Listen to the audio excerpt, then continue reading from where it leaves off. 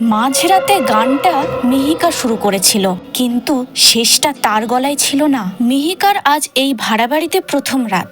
রাত তখন ৮টা। মিহিকা বাড়ির মালিকের সাথে গল্প করছে। কোনো সমস্যা হলে বলবে বেশ। আর একটা কথা। হ্যাঁ বলুন।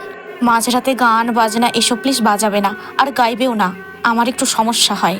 ও আচ্ছা ঠিক আছে, এমনিতেই রাতে আমি তাড়াতাড়ি ঘুমিয়ে পড়ি। তারপর ৫-৬ দিন কেটে যাওয়ার পর এক রাতে মিহিকার সাথে ঘটে এক ভয়াবহ ঘটনা।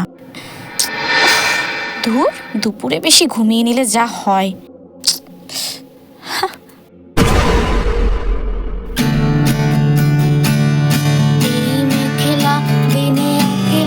ঘরে থাকে না তো মন, কাছে যাব কবে পাবো ওগো তোমার নিমন্ত্রণ।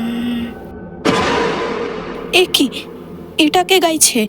না, ক্লান্তির জন্য মনে হচ্ছে এরকম। ঘুমাই। তারপর মিহিকা ঘুমিয়ে যায়, কিন্তু কিছুক্ষণ পর ঘুমটা ভেঙে যায়। হে কি, আবার গান!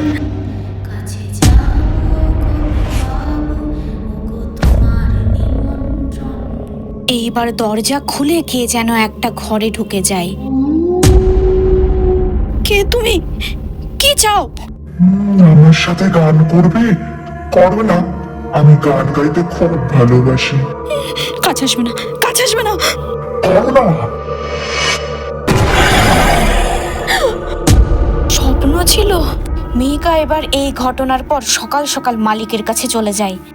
আন্টি, তুমি কাল রাতে গান বাজনা করেছিলে, কিন্তু কেন বারণ করেছিলেন? আমার মেয়ে গান খুব ভালোবাসতো। ৫ বছর আগে এক রাতে আমার মেয়ে মারা যায়। গায়ে খুব জ্বর ছিল, তবুও ওই অবস্থায় গান গাইছিল। ডাক্তার বলতে কিচ্ছু করতে পারলো না।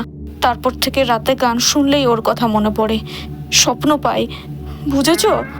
যদি সবটাই স্বপ্ন হয়, তাহলে মিহিকার সাথে তখন কে গাইছিল?